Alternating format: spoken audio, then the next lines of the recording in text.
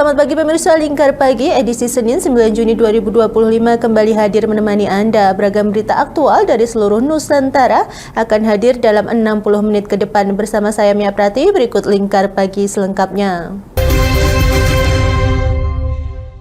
Pemirsa, progres pembangunan Gor Pesantren Pati terus berjalan. Tahun ini perbaikan difokuskan pada lantai tribun. Nantinya tampilan luar gedung akan dipercantik dengan aluminium composite panel.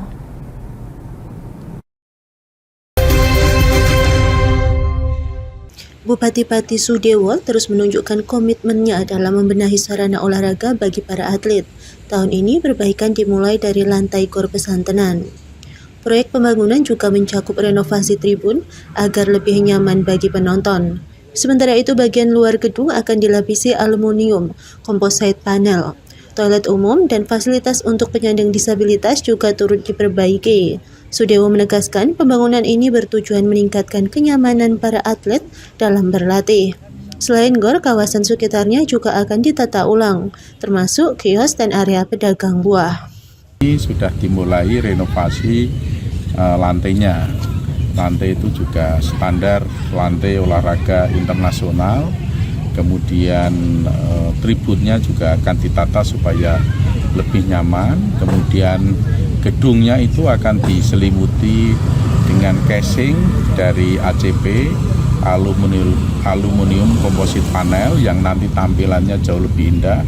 Toiletnya dibuat sedemikian rupa yang bersih, yang termasuk toilet disabilitas itu juga dibuatkan khusus.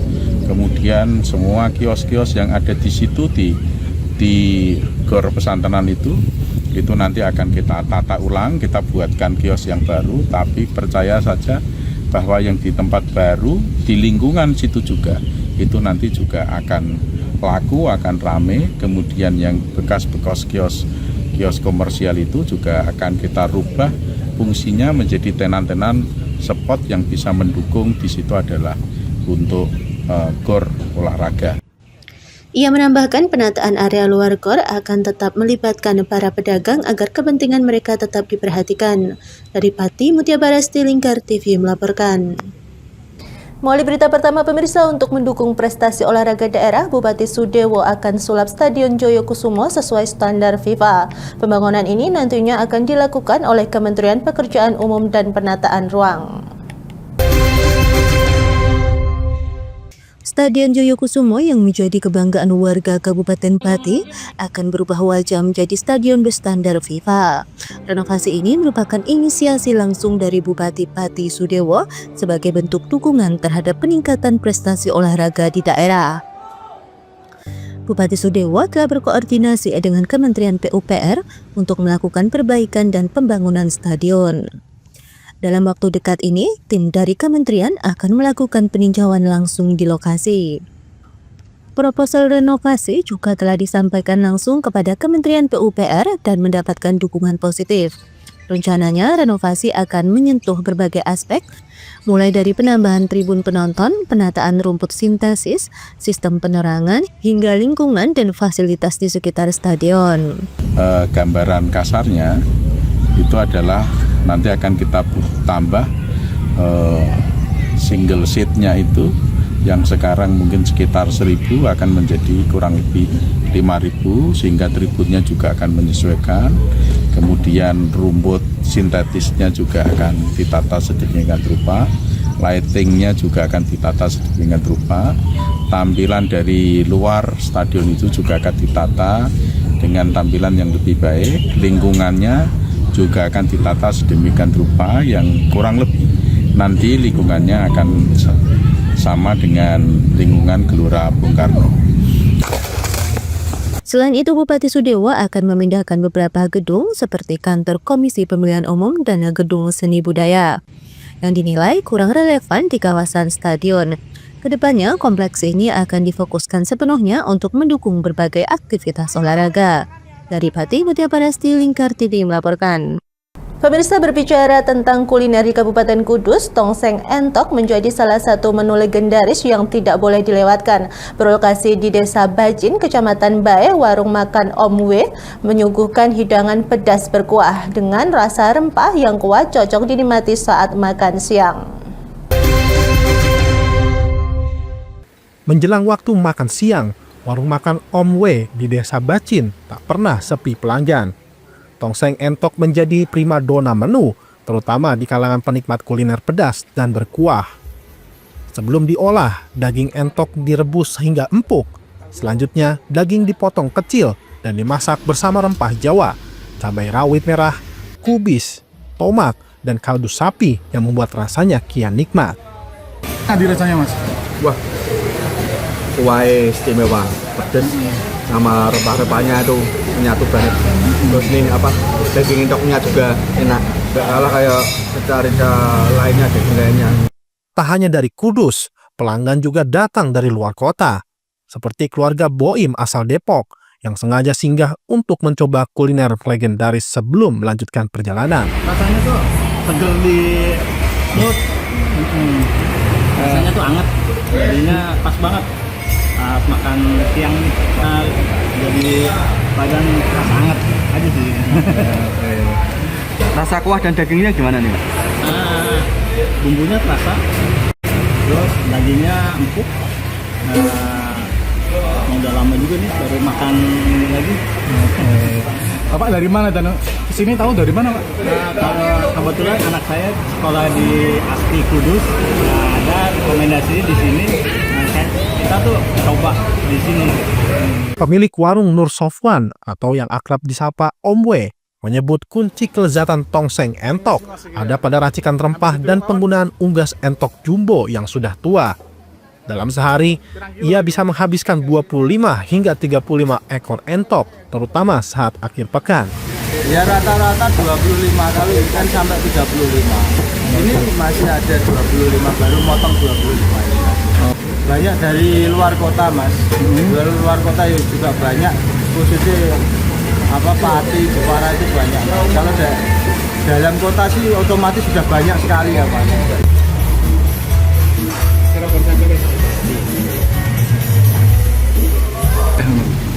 Daging empuk.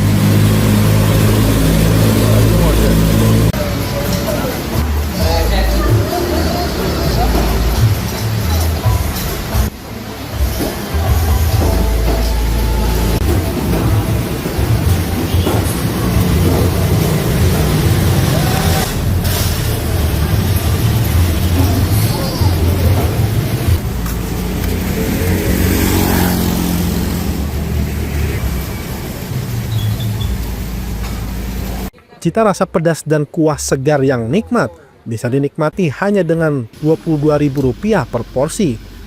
Tak hanya tongseng, menu lain seperti entok goreng hingga rica-rica juga siap memanjakan lidah.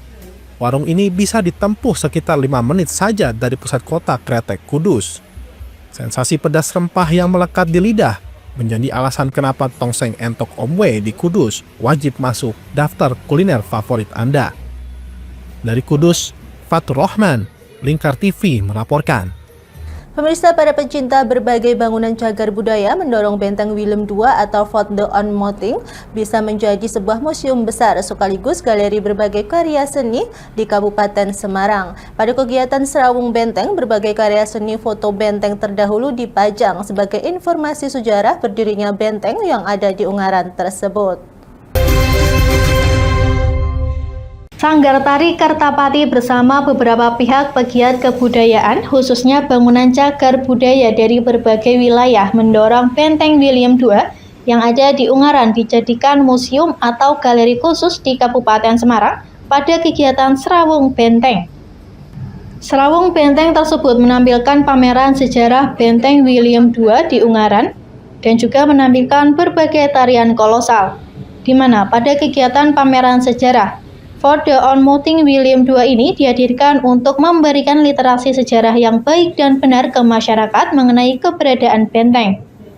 Empat kurator pemeran Serawung Benteng juga mendorong Pemkab Semarang untuk menjadikan Benteng William II Ungaran ini menjadi sebuah mini museum untuk menarik masyarakat agar mau belajar lebih dalam sejarah besar yang terjadi di benteng yang dibangun di tahun 1780-an itu dan sejarah Kabupaten Semarang.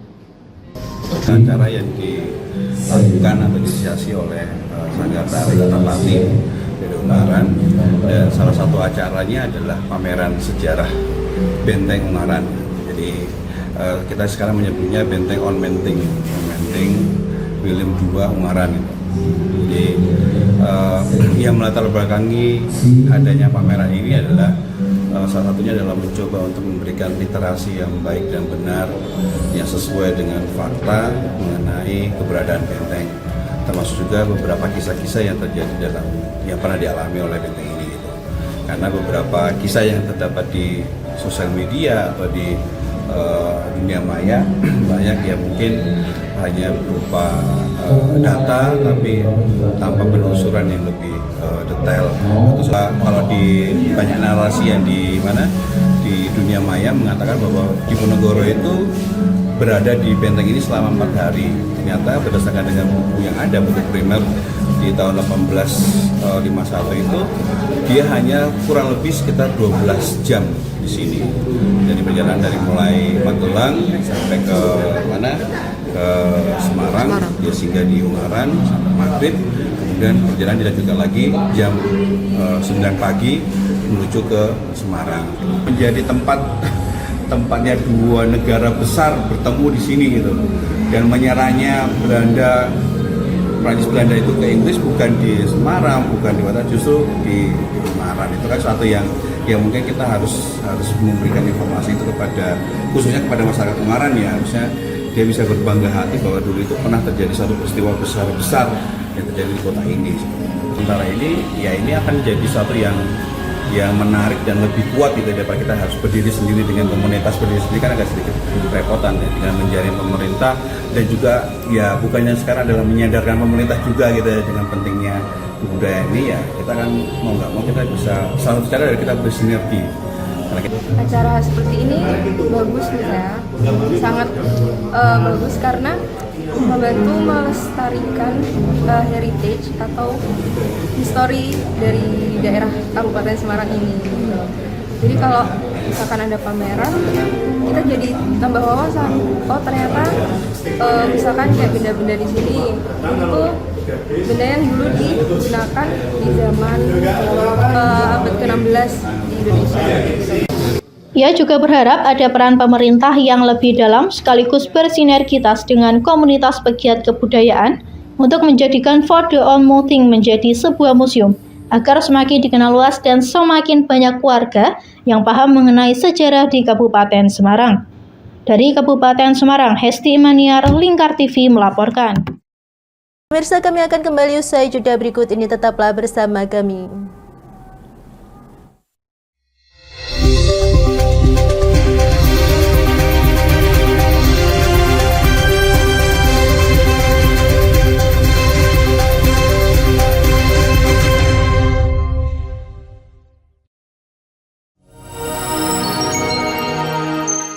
Selain si retinol ini, coach itu ngomongin retinol apa sih dok sebenarnya retinol itu?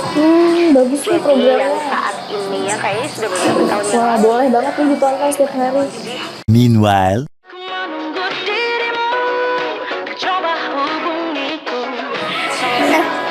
Kamu lagi nonton apa sih dari tadi kok apem-apem mulu? Ini loh lagi nonton program Cantik Sehat di Lingkar TV. Bagus banget nih programnya. Ini.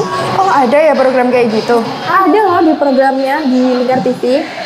Kau udah tahu kan Lingkar TV? Belum. Kan belum tahu Lingkar TV. Lingkar TV itu TV digital streaming online yang sudah mengantongi izin PSE dari Kominfo dan bisa diakses di HP kalian mestinya. Oh iya? Iya, bagus loh. Coba di-download sekarang. Bentar deh, aku tak coba download dulu. Iya. Selain program Cantik Sehat, kalian juga bisa menonton program lainnya di Lingkar TV dan bisa ditonton kapanpun dan dimanapun kalian berada loh. Gimana, udah bisa? Udah nih, punya aku udah bisa. Punya aku juga udah nih. Wah ya, bagus dong kalau udah download semuanya. Tunggu apa lagi? Sekarang giliran kamu download aplikasi Lingkar TV di Play Store.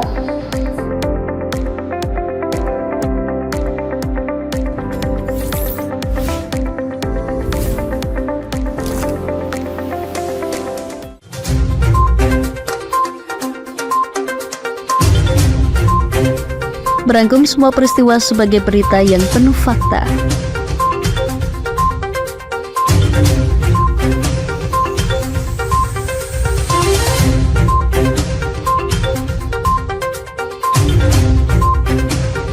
Saksikan Jateng hari ini setiap Senin hingga Sabtu hanya di Lingkar TV.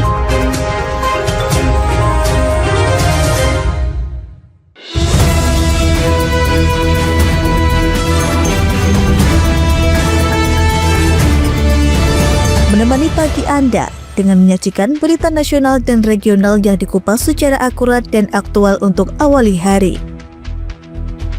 Dalam Lingkar Pagi, setiap Senin hingga Sabtu jam 8 pagi hanya di Lingkar TV.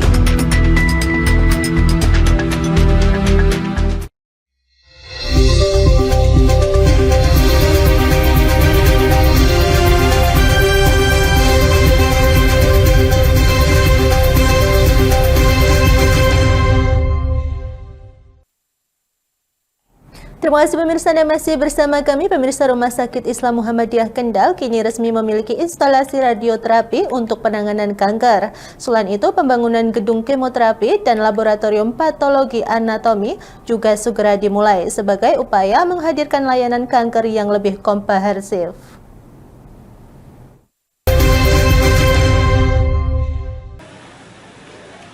RSI Muhammadiyah Kendal kini memiliki instalasi radioterapi untuk pasien kanker. Fasilitas ini diresmikan bersama peletakan batu pertama di gedung kemoterapi dan laboratorium patologi anatomi. Peresmian dihadiri Sekretaris Ditjen Kesehatan Lanjutan Kemenkes RI Andi Saguni, Ketua MPKU PP Muhammadiyah Muhammad Agus Samsudin, Ketua Pimpinan Wilayah Muhammadiyah Jawa Tengah, serta Bupati Kendal Diah Kartika Permanasari. Dengan fasilitas ini, pasien kanker di wilayah Pantura Barat tak perlu lagi ke Semarang. Mereka bisa mendapatkan layanan lebih cepat dan dekat di Kendal. Instalasi radioterapi RSI Kendal dibangun sejak Oktober 2024 dan selesai pada Mei 2025 dengan anggaran sekitar 70 miliar rupiah. Tenaga medis termasuk spesialis radio onkologi telah disiapkan, bahkan didukung oleh dokter spesialis dari Rumah Sakit Karyadi Semarang. Diharapkan RSI Muhammadiyah Kendal tidak hanya menjadi pusat layanan kanker, namun juga pusat edukasi, pendampingan dan semangat hidup bagi para penyintas kanker di wilayah Pantura Barat, Jawa Tengah. Kenapa kita membangun instalasi radioterapi ini? Pertama karena memang jumlah kanker di Indonesia semakin tahun semakin meningkat. Bahkan sampai tadi dikatakan dari Kementerian Kesehatan 2022 sekitar 400.000 kasus baru. Sementara kematiannya di atas 200.000. Satu sisi yang menyebabkan angka mortalitas tinggi itu adalah karena instalasi untuk penanganan kanker ini, terutama instalasi radioterapi masih sangat kurang. Di Jawa Tengah ini, ya, khususnya di daerah Pantura yang fokusnya atau rujukannya itu di Karyadi, itu sudah sangat overload. Antrian bisa sampai 3-4 bulan untuk pasien mendapatkan layanan radioterapi. Untuk itulah kita membangun instalasi radioterapi guna membantu pasien-pasien kanker supaya mendapatkan pelayanan lebih awal, lebih dini, sehingga nanti bisa menurunkan angka mortalitas pasien-pasien yang pasien kanker khususnya di wilayah Pantura. Kalau yang groundbreaking ini? Ya, kalau groundbreaking ini adalah untuk pelayanan kemoterapi. Kemoterapi adalah pelayanan untuk kanker yang lewat infus. Kalau kemoterapi sudah lumayan banyak rumah sakit yang punya. Rata-rata rumah sakit tipe B di wilayah Pantura sudah banyak yang punya. Tetapi untuk instalasi radioterapi masih belum ada yang punya kecuali Karyadi di wilayah Pantura ini. Tapi insya Allah nanti ke depan kita lengkapi selain instalasi radioterapi adalah kemoterapi dan laboratorium patologi anatomi. Kalau untuk alatnya itu jadi ada 2 alat besar. Yang pertama adalah CT simulator, yang kedua Linac. Untuk radioterapinya itu total 50 miliar untuk alatnya. Tapi untuk instalasi banker sama penunjang itu butuh kurang lebih 15 miliar. Menurut data Kementerian Kesehatan, setiap tahun terdapat lebih dari 400.000 kasus kanker baru di Indonesia, dengan angka kematian lebih dari 242.000 jiwa. Minimnya fasilitas radioterapi membuat banyak pasien harus menunggu lama untuk mendapatkan pengobatan. Angka kesakitan dan angka kematian dan juga kaitannya dengan penyakit katastrofik yang berbiaya tinggi itu terjadi pada dari kanker jantung, stroke, neurologi, dan juga tetap masih ada kita harus overcome atau tidak mengatasi mencari solusi untuk ada ibu dan anak yang masih relatif tinggi. Nah, kaitannya dengan cancer, cancer itu juga kayaknya bentuknya kita, dan seperti data yang ada bahwa khusus untuk Jawa Tengah itu kalau kita lihat data di rumah sakit Karyadi, antrian itu sampai 3-4 bulan dengan jumlah antrian dengan jumlah kasus 14.000. Bupati Kendal menegaskan meski efisiensi anggaran dilakukan, sektor kesehatan dan pendidikan tetap menjadi prioritas utama daerah. Pendidikan itu kami memang lebih prioritaskan. Jadi yang terkena efisiensi itu tidak semuanya. Jadi untuk layanan pendidikan, kesehatan, bidang-bidang yang prioritas itu tentunya masalah efisiensinya ini mungkin yang hanya sedikit. Aman ya Bu ya? Aman, insya Allah aman. Terjawab aman. Aman karena memang kalau untuk kesehatan ini kan memang termasuk untuk prioritas juga. Bupati mengapresiasi RSI Kendal menjadi rumah sakit keempat di Jawa Tengah yang memiliki instalasi radioterapi. Pemerintah daerah pun berharap fasilitas ini dapat membantu lebih banyak masyarakat Kendal dan sekitarnya. Dengan kehadirannya, layanan ini RSI Muhammadiyah Kendal semakin memperkuat perannya dalam memberikan pelayanan kesehatan unggulan di wilayah utara Jawa Tengah. Dari Kendal, Jawa Tengah, Wahyudi Lingkar TV melaporkan. Pemirsa, sebagai wujud kemanunggalan TNI pada masyarakat, Kodim 0715 Kendal menggelar program Tentara Manunggal Masuk Desa atau TMMD Sengkuyung di Desa Jungesemi, Kecamatan Kangkung. Hasilnya jalan beton sepanjang 850 meter, lebar 3 meter, dan tebal 12 cm kini rampung dibangun. Pembangunan jalan rabat beton program TMMD merupakan jalan pertanian, perikanan, dan pariwisata yang ada di Desa Jungesemi. Dengan dibangunnya jalan ini diharapkan dapat meningkatkan perekonomian masyarakat. Penutupan TMMD Sengkuyung dilakukan di lapangan desa setempat. Acara penutupan dilakukan oleh Dandim 0715 Kendal dan Bupati Kendal. Kepala Desa Jungesemi dan Suki menyampaikan rasa terima kasih kepada Dandim 0715 atas pembangunan jalan yang telah dilakukan di desanya. Panjang sasarannya 800 meter. Alhamdulillah pelaksanaan pekerjaan sampai 850 meter. Nanti sebagai exit keluarnya dari Pak. Oh, exit keluarnya dari objek wisata itu ya? Dari objek wisata. Kami dari adanya TMMD ini, dari pemerintah desa mengucapkan terima kasih sekali kepada pemerintah Kabupaten Kendal beserta Kodim 0715. Harapan kami dari pembangunan ini nanti bisa memajukan pariwisata Pantai Indah Kemangi dan bisa membantu akses pertanian, baik pertanian sawah, palawija maupun pertanian budidaya udang maupun Dandim 0715 Kendal, Letkol Infanteri Eli Purwadi menyebut potensi wisata di desa ini perlu didukung infrastruktur yang memadai. Akses keluar masuk ke Pantai Kemangi sangat dibutuhkan agar kunjungan wisatawan makin meningkat. Program ini menyangkut dua kegiatan fisik, pembangunan rapat beton. Syukur alhamdulillah seperti Bapak Ibu simak sedoyo panjang 800, alhamdulillah dapat 850 dengan gotong royong yang goyong, ya ketebalan ya lebarnya 3 meter, ketebalan 18 sampai 20 meter. Bukan pada titik niku Bapak Ibu, saya sampaikan kepada Bupati pada saat tahun lalu bahwa desa itu butuh intervensi kita untuk bisa lebih maju. Desa Jungsemi punya potensi wisata yaitu nopo? Objek wisata laut, ya, pantai indah. Dan niki kalau masih muter jalannya dan rata-rata kalau perempuan takut ke situ karena ada pesarean, bener nggih? Nah, niki alhamdulillah Pak Kepala Desanya beserta warganya duduk musyawarah mufakat sehingga jalan ini yang kita. Jadi ada jalan ekonomi, jalan pertanian, jalan transportasi, kemudian jalan pariwisata. Nantinya desa ini insya Allah kalau hari ini pendapatan per bulannya, ngertos Bapak Ibu? Niku 120 juta.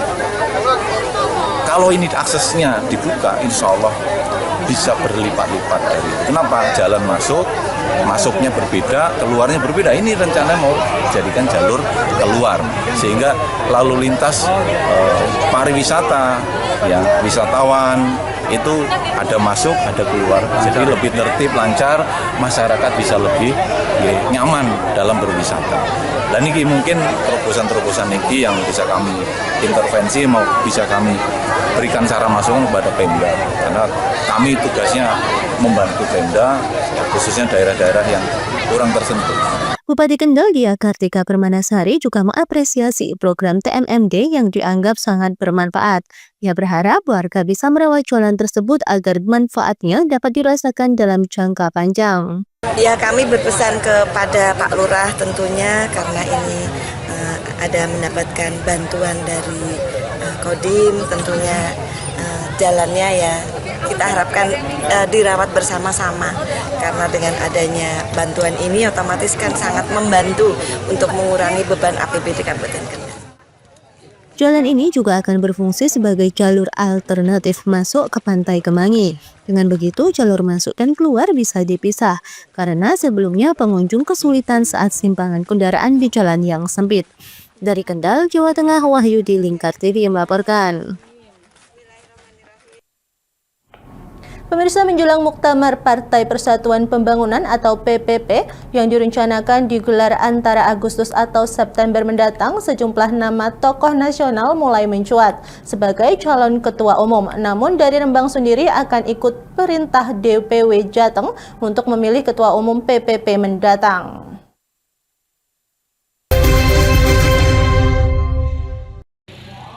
Sejumlah tokoh nasional mulai dibicarakan jelang Muktamar PPP. Nama-nama seperti pengusaha Sandiaga Uno, mantan Kasat Jenderal Dudung Abdurrahman, Wakil Gubernur Jawa Tengah Tat Yassin Maimun, hingga Menteri Pertanian Amran Sulaiman dari kalangan eksternal masuk dalam bursa calon. Tak ketinggalan Sekjen PPP Arwani Taumafi juga mencuri perhatian. Muktamar mendatang diharapkan menjadi titik balik bagi PPP setelah gagal lolos ke parlemen dalam pemilu tahun 2024 karena tidak mencapai ambang batas 4%. Tak satupun kader PPP berhasil duduk di DPR RI. Wakil Ketua DPC PPP Rembang, Raudatul Janah menegaskan bahwa pihaknya akan patuh pada arahan DPW Jawa Tengah. Meski belum ada instruksi resmi, ia mengatakan kesiapan untuk mendukung kader dari Rembang seperti Gus Arwani atau Gus Yassin jika memang direstui. Mengikuti arahan dari DPW, karena DPW kemarin sudah berkali-kali mengingatkan bahwa kita satu suara di Kabupaten Rembang, di seluruh Jawa Tengah, kalau bisa seperti itu. Dan sampai sekarang belum ada apa-apa sih. Kita masih menunggu riak-riak yang ada di DPP, tentu saja seperti apa nanti kita mengikuti saja. Yang sudah muncul mengerucut dari Rembang belum. Untuk Gus Arwani sendiri, Bu? Gus Arwani juga belum.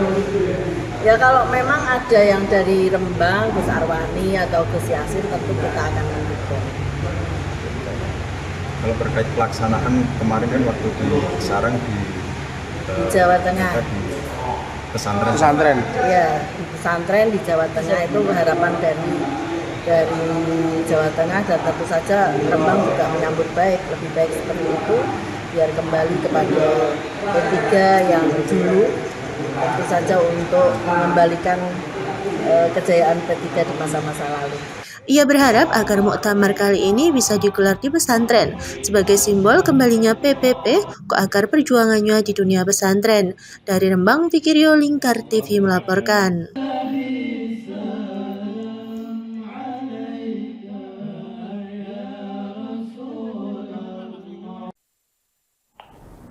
Pemirsa, dalam upaya mengembalikan kejayaan Taman Kartini sebagai destinasi wisata favorit, Bupati Harno menyiapkan langkah strategis. Salah satunya adalah pembongkaran sejumlah kios di bagian depan taman. Langkah ini dilakukan untuk memperluas pandangan langsung ke arah pantai.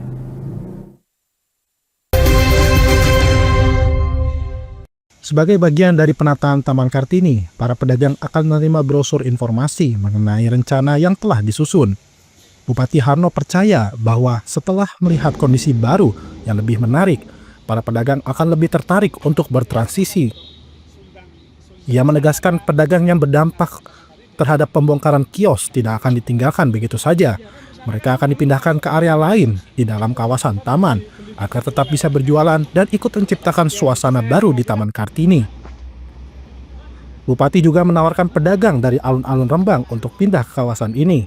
Harapannya Taman Kartini bisa berkembang menjadi pusat kuliner atau pujasera yang ramai dikunjungi masyarakat. Tidak hanya penataan fisik, Bupati Harno juga mengusulkan perubahan pada sistem tiket masuk. Ya, selama masyarakat sudah tahu bahwa di sini tempatnya aman dan nyaman, aku yakin di sini menjadi tempat yang favorit seperti dulu. Nah, untuk menarik itu ya nanti PR kita bersama. Dan masuk seperti apa? Untuk kebijakan masuk, mati saya pelajari, kemungkinan masuk di sini pembayarannya diganti parkir. Jadi kita parkir, masuk, bayar. Jadi jenengan kepengen murah, ya gocengan wong telu gak apa-apa. Bayarnya cukup 1 sepeda motor, gak masalah.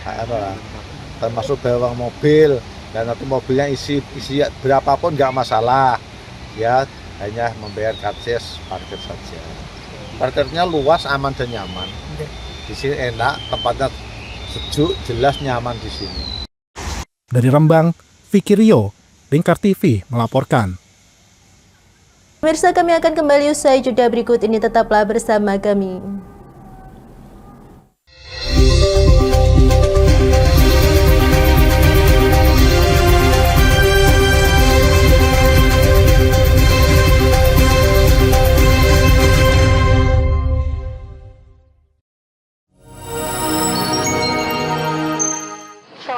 Retinol ini. Coach itu ngomongin retinol apa sih dok sebenarnya retinol itu? Bagus nih programnya. Yang saat ini ya kayaknya sudah beberapa tahun yang Wah, boleh banget nih ditonton setiap hari. Meanwhile,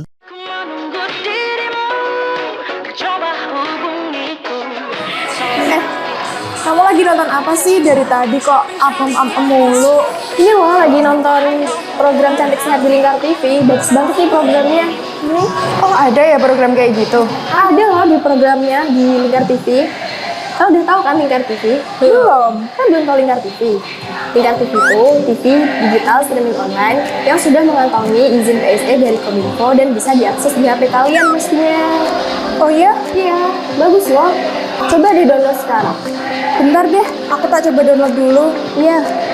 Selain program Cantik Sehat, kalian juga bisa menonton program lainnya di Lingkar TV dan bisa ditonton kapanpun dan dimanapun kalian berada loh. Gimana, udah bisa? Udah nih, punyaku udah bisa. Punyaku juga udah nih. Oh ya, bagus dong kalau udah download semuanya. Tunggu apa lagi? Sekarang giliran kamu download aplikasi Lingkar TV di Play Store.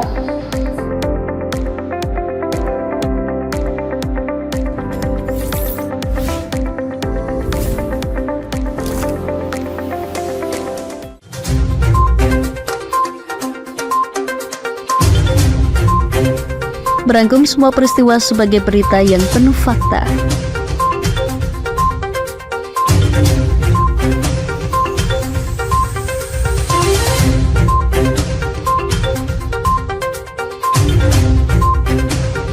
Saksikan Jateng hari ini setiap Senin hingga Sabtu hanya di Lingkar TV.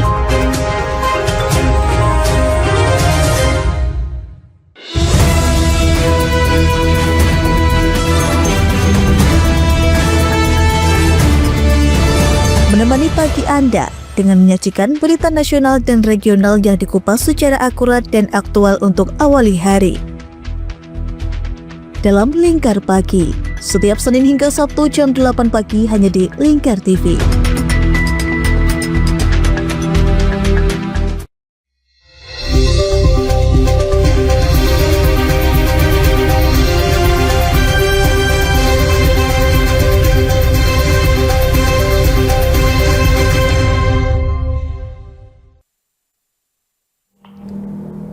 Pemirsa, sapi kurban bantuan Presiden yang dialokasikan di Padukuhan Klumprit 1, Kabupaten Sleman, Daerah Istimewa Yogyakarta dinyatakan sehat.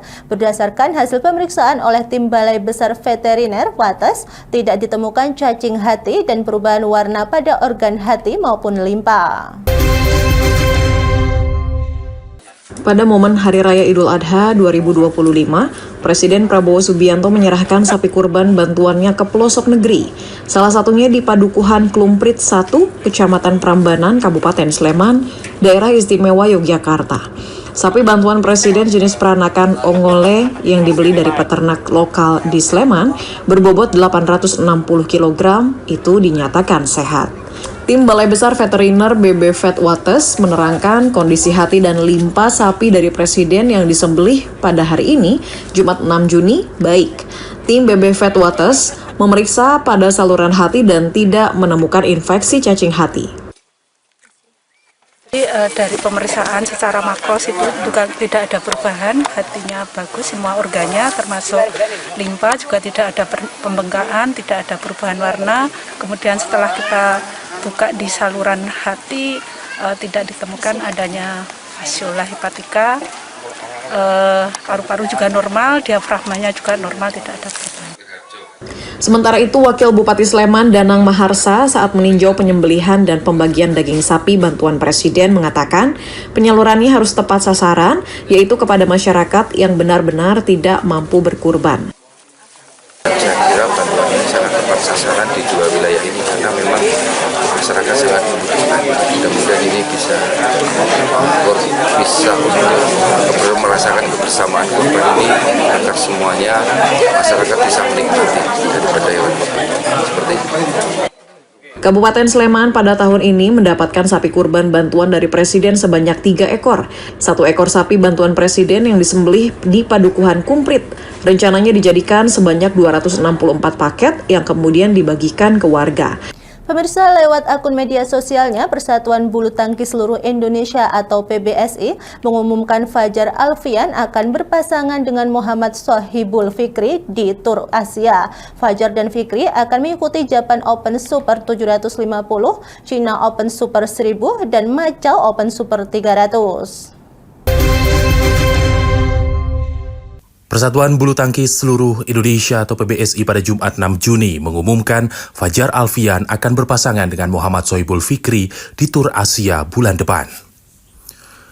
Dikutip dari unggahan akun Instagram resmi PBSI @badminton.ina, pelatih ganda putra Antonius Budi Arianto mengungkapkan alasan perombakan sementara itu karena pasangan Fikri sebelumnya yakni Daniel Martin harus menjalani pemulihan cedera, sementara pasangan Fajar yaitu Muhammad Rian Ardianto akan berhenti sejenak untuk urusan keluarga. Dalam konferensi pers usai menjalani laga perempat final Indonesia Open 2025 di Istora GBK Jakarta Jumat 6 Juni, Fajar Alfian menyebut hal ini merupakan kesempatannya untuk mengukur kemampuan dengan partner yang lain. Dan juga Fikri ya mungkin karena Fikri lebih muda, mungkin dia harus sedikit ekstra mengaper saya yang biasanya dia hanya mengotak-atik di area depan, tapi sekarang dia mungkin harus ekstra. Tapi bukan berarti saya malas ke belakang ya, tapi yang jelas pasti Fikri lebih fresh karena masih muda juga, masih kencang-kencangnya lah Fikri di sini. Ya, tanggapannya ya tidak ada masalah ya pasti saya juga dukung karena juga memang kan saya yang berhalangan gitu loh, bukannya saya tidak mau main dengan tanpa alasan, tapi kan memang karena ada alasan keluarga jadi saya memutuskan untuk tidak bermain dulu, jadi ya saya dukung sepenuhnya Fajar memilih pada siap. Fajar dan Fikri akan bertanding di Jepang Terbuka Super 750 China terbuka Super 1000 dan Macau terbuka Super 300. Akan tetapi di kejuaraan dunia di Paris pada Agustus nanti, Fajar Rian akan kembali berpasangan.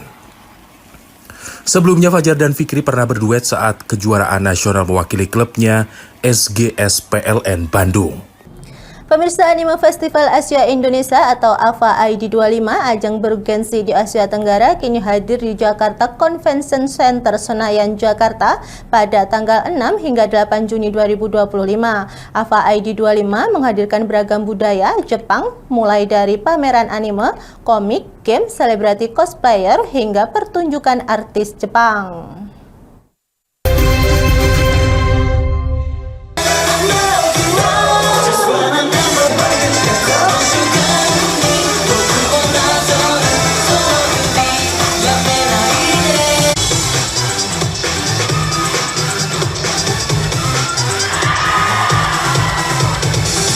Pecinta anime merapat. Anime Festival Asia Indonesia AFA ID 25, acara anime, komik, game terbesar dan bergengsi di Asia Tenggara, kini hadir di Jakarta Convention Center Senayan, Jakarta mulai 6 sampai 8 Juni 2025. Di AFA ID 25 ini menghadirkan beragam budaya Jepang seperti pameran yang meliputi pernak-pernik, studio animasi, games, kreator serta cosplayer lokal maupun internasional ternama seperti selebriti cosplayer Wei Yanfan dan Tames Maleros. Hingga pertunjukan musik artis Jepang seperti Lionel, Anisong pada hari kedua, dan yang paling dinantikan ada studio Ghibli di hari ketiga. Inilah antusiasme para pengunjung AFA ID 25, Lia dan Luna, yang sangat ingin bertemu dengan guest star cosplayer. Dan yang paling ditunggu guest starnya suami aku. Udah rasanya berdebar-debar ya. Ya begitu, dan sangat excited sekali. Saya menantikan untuk 2 hari ke depan. Sebenarnya kurang lebih sama, karena yang dinantiin juga guest star-nya juga. Adapun pengunjung dari Singapura, Fendi dan Alex turut serta menjadi cosplayer dengan karakter favoritnya Terry Bogard dari Kings of Fighters dan Kyo Kusanagi. Kita datang juga untuk lagi 2 hari, so kira-kiranya Friday, Saturday, Sunday semua datang juga. Kita akan buat itu apa, fairy tale right tomorrow? Fairy tale. Yeah, kita akan buat fairy tale besok. Lalunya hari terakhir dia akan jadi Itachi. Saya akan cosplay Tsukasa dari Dr. Stone. Selain itu, do you have any cosplayers that you want to meet? I don't know, just some random cosplayer that I like. Siapa-siapa yang dia suka sih. Whoever has good cosplay. Bagi kalian pecinta anime, bisa datang ke AFA ID 25 yang dibuka mulai pukul 10 hingga 8 malam untuk berburu berbagai macam pernak-pernik, pertunjukan, hingga pameran dari 100 lebih booth ini. Pemirsa, langkah pasangan ganda putri Indonesia Febriana Dwi Puji Kusuma dan Amelia Cahaya Pratiwi harus terhenti di babak perempat final Indonesia Open 2025. Bertanding di Istora GBK Jakarta pada Jumat 6 Juni lalu, Anna Tiwi kalah dari pasangan Korea Selatan Baek Hana dan Lee So-hee lewat 3 game 21, 18, 16, 21, dan 7, 21.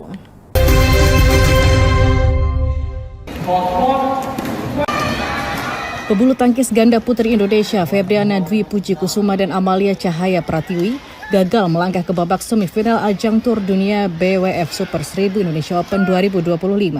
Dalam babak perempat final melawan ganda Korea Baek Hana dan Lee So-hee di Istora Gelora Bung Karno, Jakarta, Jumat 6 Juni, Anna dan Tiwi takluk dalam 3 game. Di game pertama, Anna Tiwi berhasil menang dari Hana So-hee 21-18. Kemudian ganda Korea itu merebut game kedua 21-16 setelah kejar mengejar angka.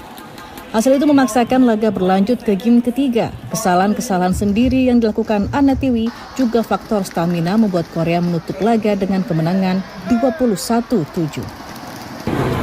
Karena lawan juga pengen menang ya, jadi mereka lebih siap dengan bola-bola kita. Kira-kira evaluasinya apa tuh setelah ini? Evaluasinya lebih ini sih, daya tahan waktu saat rally-nya, fokusnya seperti itu. Banyak yang masih kurang.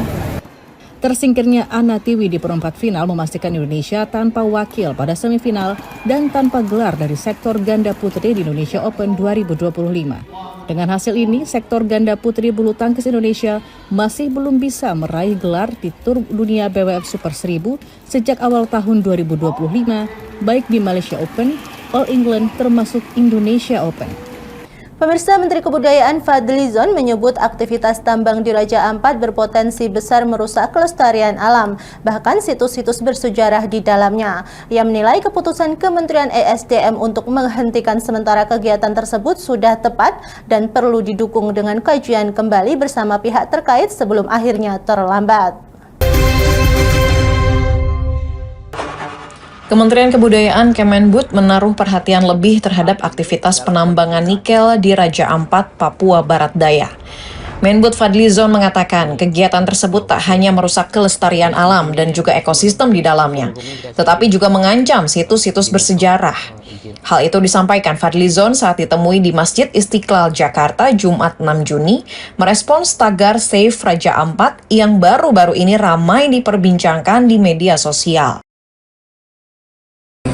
Jangan ada satu penambangan yang bisa merusak keindahan alam dan juga ekosistem yang alam yang saya kira sangat indah di Raja Ampat. Ya, selain tentu saja juga situs yang menurut saya sangat baik.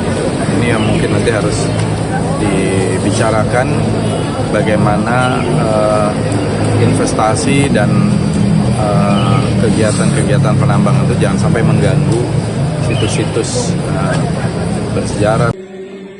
Dalam kesempatan tersebut, Fadlizon menyambut baik langkah Kementerian Energi dan Sumber Daya Mineral ESDM untuk menghentikan sementara aktivitas investasi yang merusak alam Raja Ampat sebelum akhirnya terlambat dan habis ditelan alat berat. Dari Jakarta, Cahyasari, Pradana Putra Tampi, Kantor Berita Antara, mewartakan.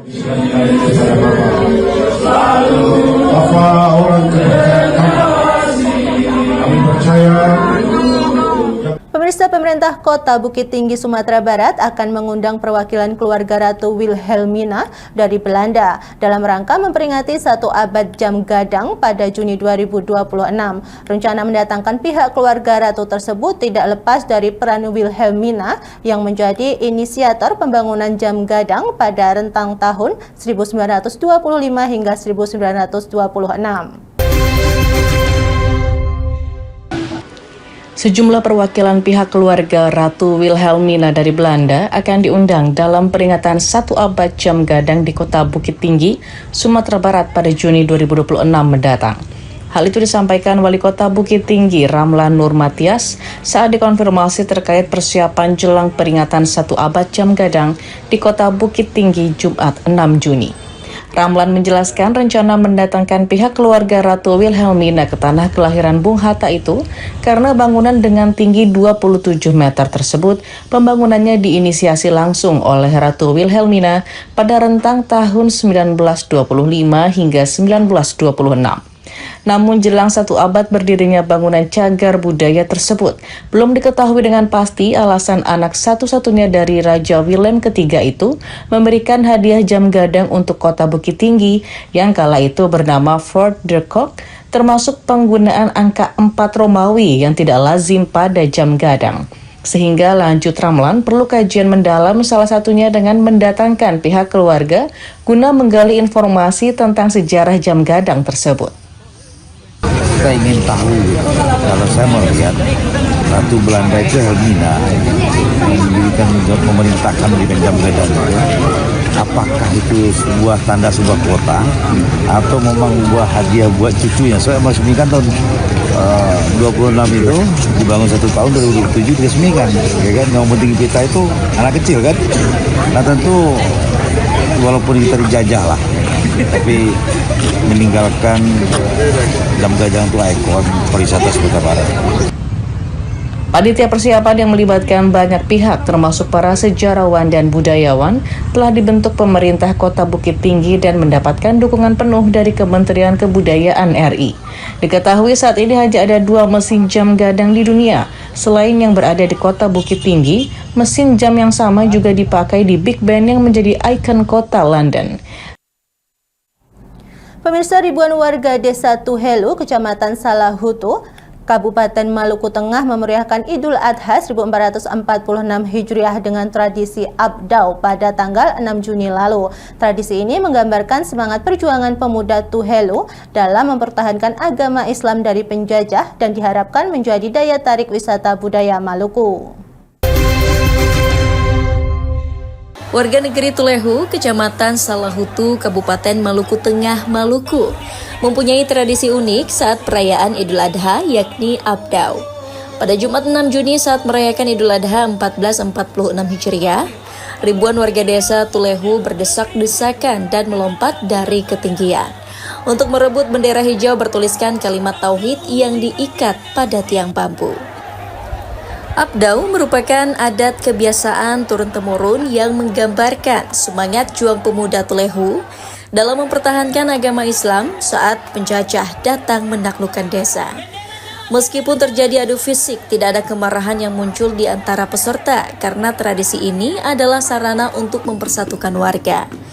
Berbagai tarian seperti tarian perang dan atraksi dapus turut memeriahkan tradisi Abdau. Sekretaris Daerah Maluku Sadali'i berharap tradisi Abdau dikemas lebih menarik agar masuk ke kalender pariwisata sehingga dapat mendatangkan wisatawan lokal maupun mancanegara. Abdau ini merupakan budaya yang menjadi konsen juga pemerintah Provinsi Maluku, semana yang diamanatkan dalam visi pemerintah Provinsi Maluku yang kita kenal dengan Sabta Cita. Khususnya dia ada irisan dengan Sabta Cita ke-7 dari pemerintah Provinsi Maluku. Untuk itu kami berharap ini bisa dikemas baik dan dijadikan kalender pariwisata. Tradisi Abdau juga bermakna pengabdian seorang hamba terhadap Sang Pencipta. Diperkirakan masuk pada abad ke-15 setelah masuknya Islam ke tanah itu. Pemirsa, jutaan umat Islam dari berbagai negara memadati kawasan Jamarat Mina, Arab Saudi pada Jumat 6 Juni untuk melaksanakan salah satu wajib haji, yaitu melontar jumrah Aqobah. Ritus tersebut melekat pada kisah keteladanan Nabi Ibrahim alaihissalam dan Nabi Ismail alaihissalam yang memegang teguh perintah Allah Subhanahu wa Ta'ala.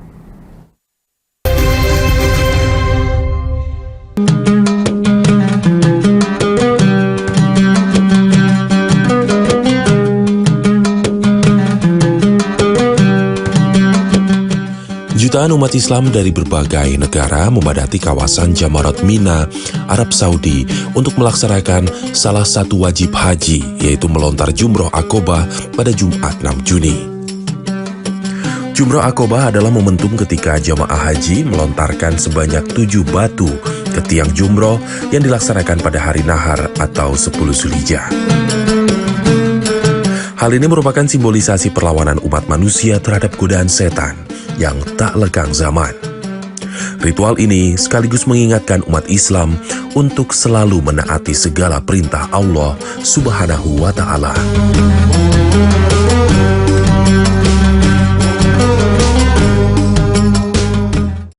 Saat ini saya berada di Jamarat untuk melaksanakan prosesi melontar jumroh. Esensi dari ritual ini adalah kepatuhan tanpa tapi kepada Tuhan. Umat Islam mengenal salah satu kisah dari Nabi Ibrahim dan Nabi Ismail yang kemudian dikenal sebagai peristiwa kurban. Kala itu Nabi Ibrahim mendapatkan perintah dari Allah Subhanahu wa Ta'ala untuk menyembelih putranya sendiri, yaitu Nabi Ismail. Tentu saja perintah ini adalah salah satu bentuk ujian dari Allah Subhanahu wa Ta'ala pada Nabi Ibrahim dan Nabi Ismail. Apakah mereka berdua akan mematuhi perintah tersebut atau justru malah mengabaikannya? Belakangan ketika Nabi Ibrahim hendak melaksanakan perintah Allah tersebut, setan datang dan berusaha untuk menggoda kedua Nabi Allah itu. Setan berbisik dan berusaha untuk mencegah agar Nabi Ibrahim tidak melaksanakan perintah dari Allah Subhanahu wa Ta'ala. Dan tentu saja upaya itu gagal karena Nabi Ibrahim tetap menyembelih putranya sendiri, yaitu Ismail, dan pada akhirnya posisi Nabi Ismail digantikan oleh seekor domba jantan yang dipercaya dikirim dari surga. Dan ketika setan datang menggoda itu, Nabi Ibrahim berusaha untuk mengusirnya dengan melempari setan dengan bebatuan atau kerikil kecil.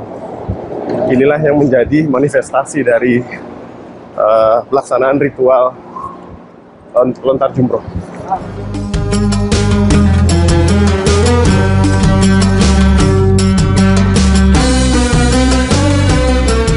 Setelah menunaikan prosesi Jumroh Aqobah, jamaah haji segera melaksanakan tahalul awal.